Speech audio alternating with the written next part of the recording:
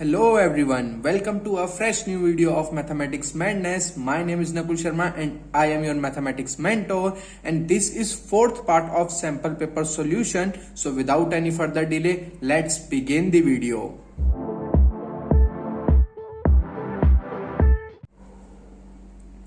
Question number 31. The equation of perpendicular bisector of a line segment joining A and B is. A और B दो point हैं 4,5 and B is -2,3 और equation of हमें बतानी है perpendicular bisector की equation. अब देखो, अगर हम मान लें कि ये इसका परपेंडिकुलर बाइसेक्टर है, अब परपेंडिकुलर बाइसेक्टर की क्या प्रॉपर्टी है कि ये इन दोनों को, अगर ये पॉइंट P है तो AP और PB हमेशा इक्वल रहेंगे और इस पे कोई भी पॉइंट लें हम, उसके लिए हमेशा क्या रहेंगे, इक्वल रहेंगे। अगर P पॉइंट को हम ये माने तब भी AP और PB इक्वल रहेंगे, और अगर P पॉइंट हम इसे माने तब भी AP और PB इक्वल रहेंगे। तो हमने माना ये है पॉइंट P जो है x, y।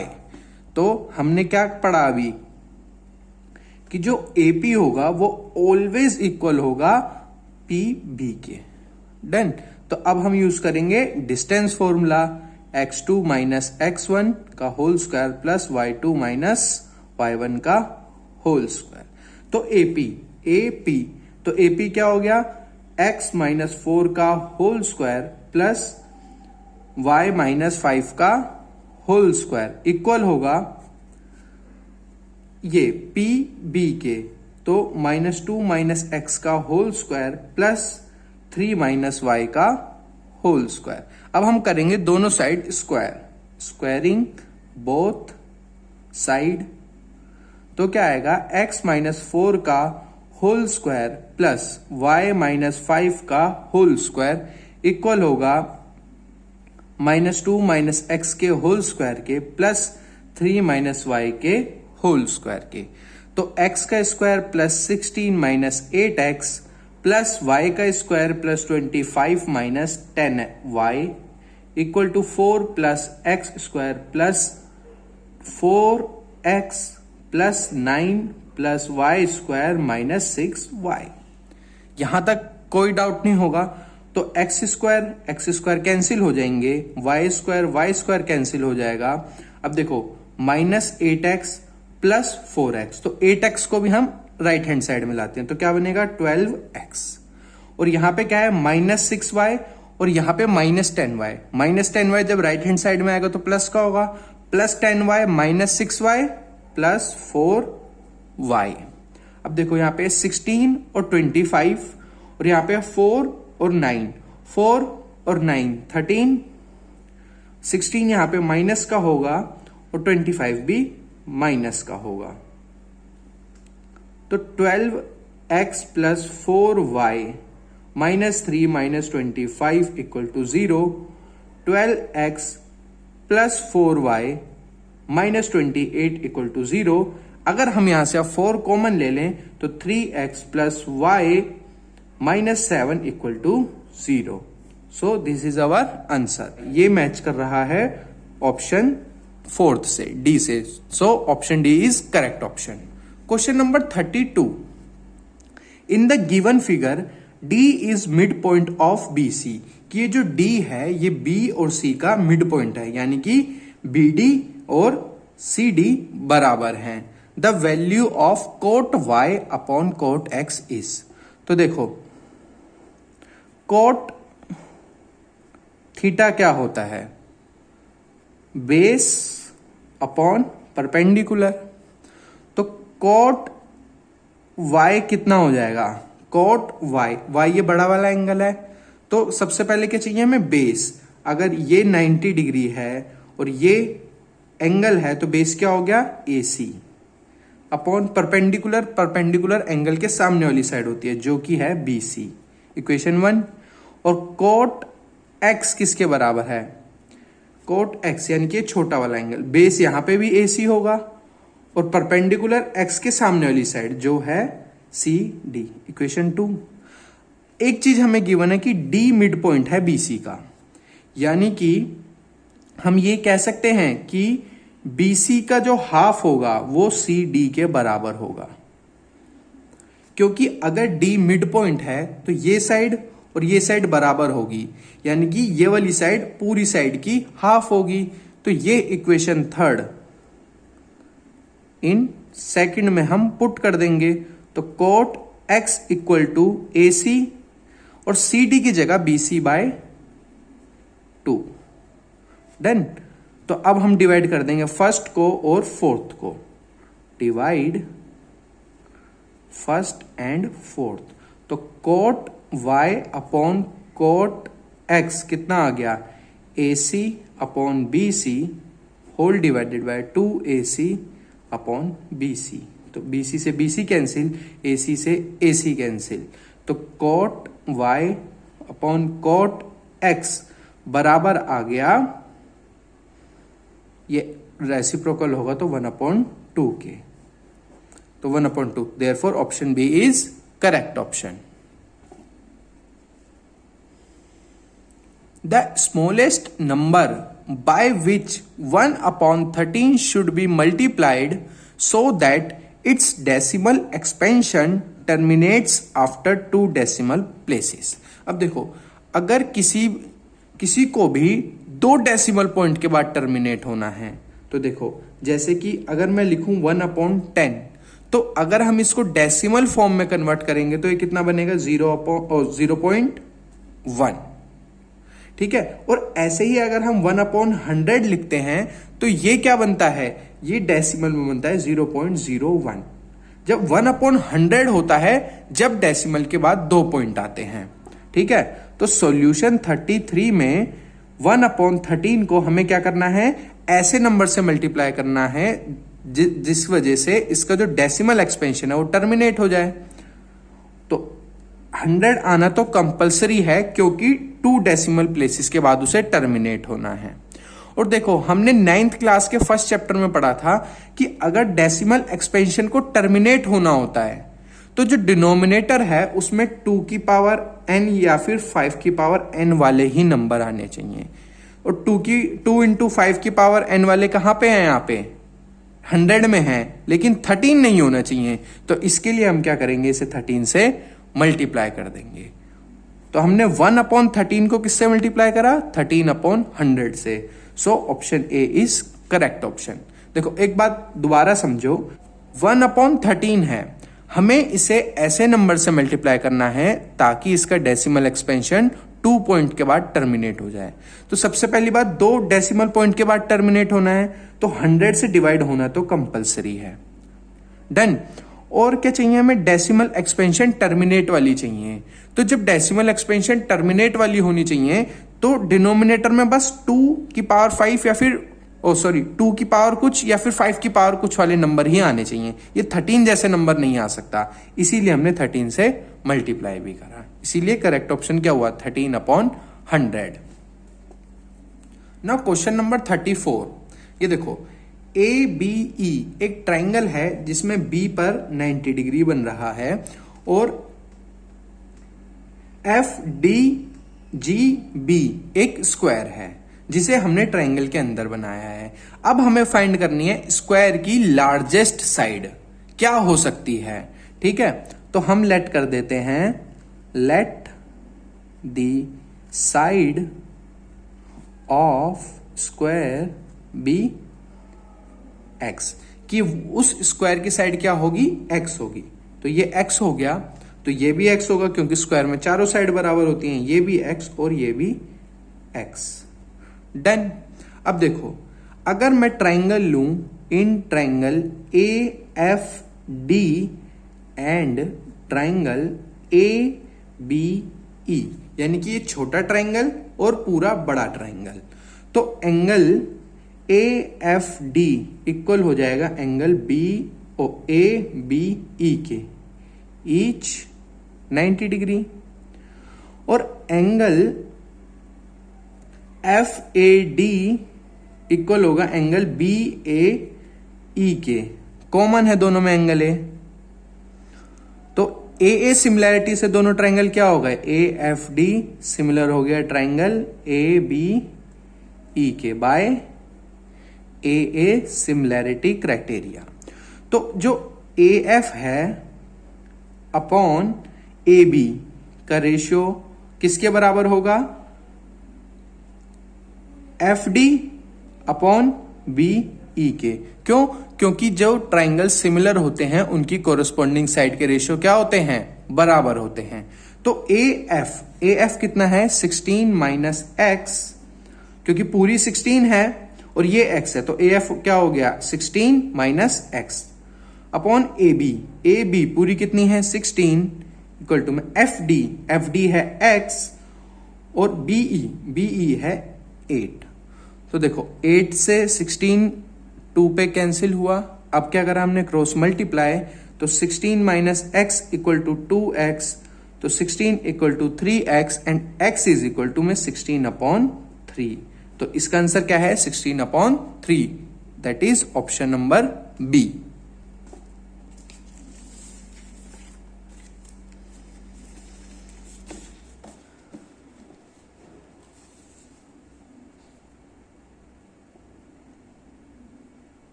Question number 15. The point P divides line segment joining R and S in ratio k:1. If P lies on the line this, then the value of K is. तो देखो दो point हैं R जो है -1,3 और S 9,8। ठीक है, अब इनमें एक पॉइंट है P x, y जो इस लाइन सेगमेंट को k:1 के रेशियो में डिवाइड कर रहा है। इतनी बात समझ आई? तो देखो इतना कर लेते हैं। तो x क्या होगा सेक्शन फॉर्मूला से, वो होगा k into 9 plus 1 into -1 upon k+1, that is 9k-1 upon k+1। और y क्या होगा सेक्शन फॉर्मूला से 8k प्लस 3 अपॉन k+1। ठीक है, अब देखो क्वेश्चन में कह रहा है if P lies on the line x minus y plus 2 equal to 0। ये जो पॉइंट P है, ये जो हमने फाइंड करा है, ये किस पे लाई कर रहा है, इस लाइन के ऊपर लाई कर रहा है। किसी भी पॉइंट का लाइन के ऊपर लाई करने का मतलब होता है कि ये वैल्यू इस इक्वेशन को सेटिस्फाई करेंगी। मतलब 9k-1 upon k+1 minus 8k plus 3 upon k+1 plus 2 equal to 0 होएगा। तो 9k-1 minus 8k minus 3 plus 2k plus 2 equal to 0 होगा। और 11k माइनस 8 3k और 2 minus 4 plus 2 minus 2 equal to 0 और k की वैल्यू होगी 2/3। तो जो रेशियो आएगा वो आएगा 2:3। डन। Question number 36। अब देखो इसमें क्या है, ये ABCD एक स्क्वायर है जिसकी साइड है 14 सेंटीमीटर की। ओके, 14 सेंटीमीटर की। और जो EFGH पॉइंट है ये मिड पॉइंट है। अगर टोटल साइड है 14 तो ये हो गया 7 और ये भी हो गया 7। ऐसे ही ये भी 7, ये भी 7 और ये सब भी 7। और अब हमें फाइंड करना है शेडेड रीजन का एरिया। अब देखो मैं बताता हूं शेडेड रीजन कौन सा है। ये वाला है शेडेड रीजन। तो अब देखो ये शेडेड रीजन दो पार्ट से बना हुआ है कि एक तो ये लाइन के ऊपर वाला पार्ट और एक ये लाइन के नीचे वाला पार्ट। ठीक है, तो अब देखो ABFH ये क्या है, एक रेक्टेंगल है जिसका एरिया क्या होगा, area of ABFH equal to 7 into 14। तो एरिया ऑफ रेक्टेंगल आ गया है कि एरिया ऑफ रेक्टेंगल ये इक्वल होगा एरिया ऑफ HFC डी के, ये एरिया और ये एरिया बराबर होगा। अगर अब मैं इस एरिया में से इन दो क्वाड्रेंट का एरिया माइनस कर दूं तो शेडेड रीजन आ जाएगा। तो लोअर शेडेड रीजन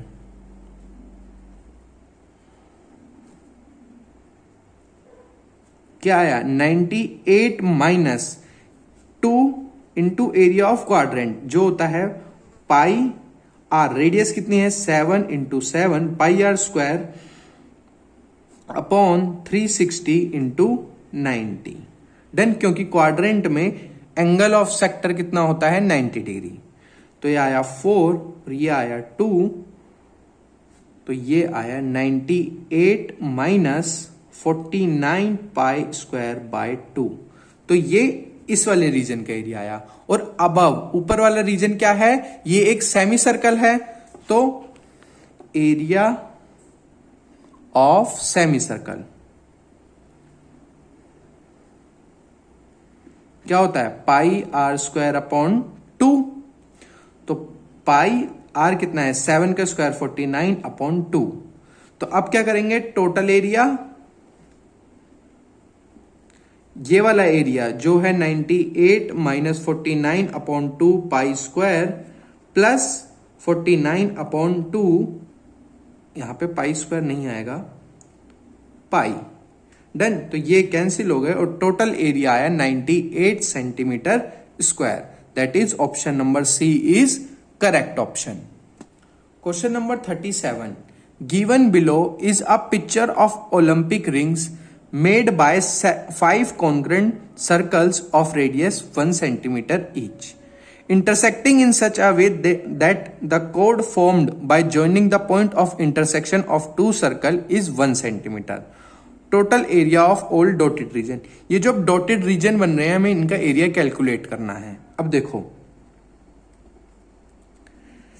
ये एक रिंग है और ये एक रिंग है, ठीक है, और रिंग की जो रेडियस है वो है 1, ये है 1, और जो यहां पर कोड बन रही है वो भी है 1। तो ये क्या बन गया, ओ ए बी, अगर मैं पॉइंट ले लूं ये एक इक्विलेटरल ट्रायंगल बन गया। तो ये एंगल आ गया 60 डिग्री।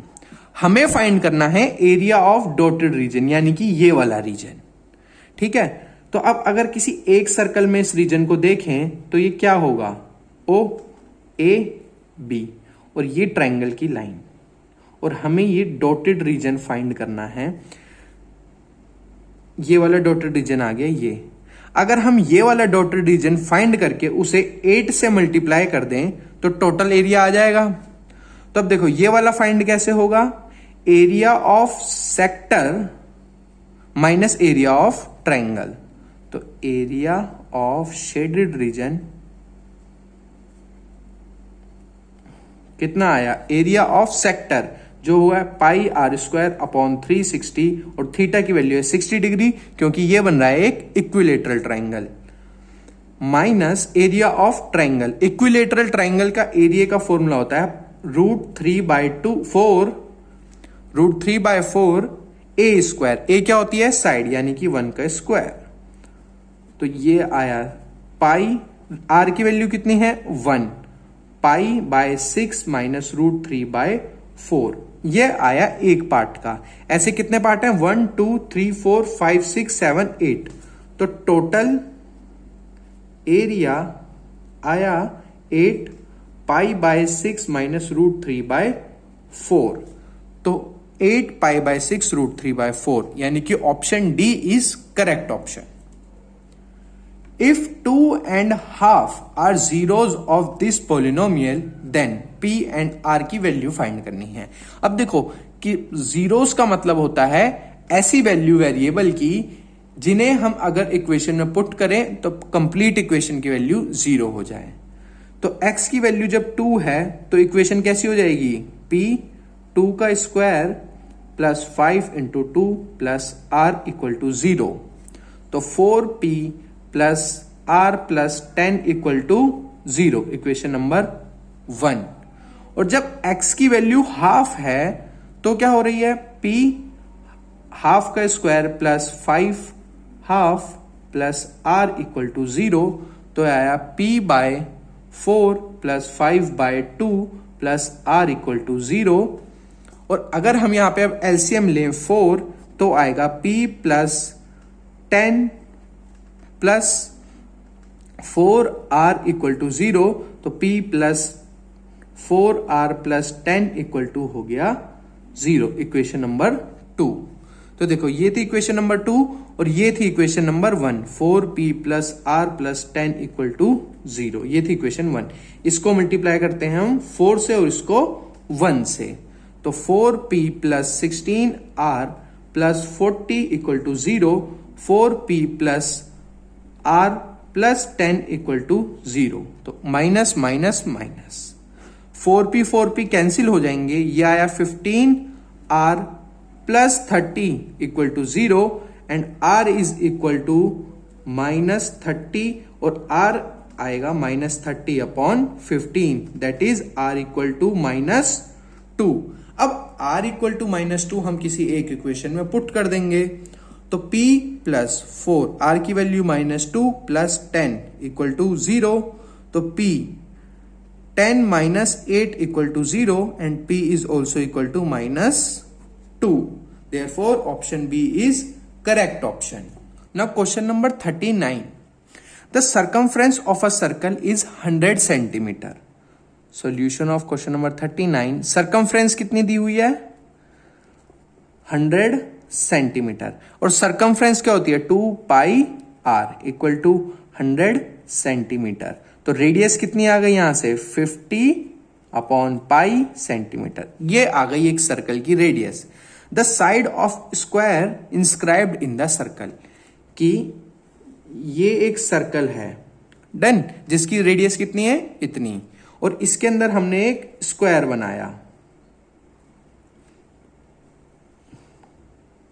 सेंटर है O। तो अब इस स्क्वायर की हमें साइड बतानी है कितनी होगी। तो देखो, अगर मैं ये एक लाइन ड्रॉ करूं ए बी, क्या ये लाइन ए बी सर्कल की डायमीटर है? बिल्कुल है। तो ओ ए क्या है? रेडियस, और ओ बी भी क्या है? रेडियस। और अगर अब मैं लूं in triangle A C B, A C B क्या है? एक राइट एंगल ट्राइंगल, और ये साइड और ये साइड बराबर होंगी क्योंकि ये पूरा एक स्क्वायर है। तो AC का स्क्वायर प्लस CB का स्क्वायर इक्वल टू 2R का स्क्वायर। इतनी बात समझ आई? और AC और CB बराबर हैं तो हम इसे 2AC स्क्वायर लिख सकते हैं इक्वल 4R स्क्वायर। तो 2 जा, तो AC square equal to 2R square. तो AC आ गया अंडर रूट 2R के बराबर।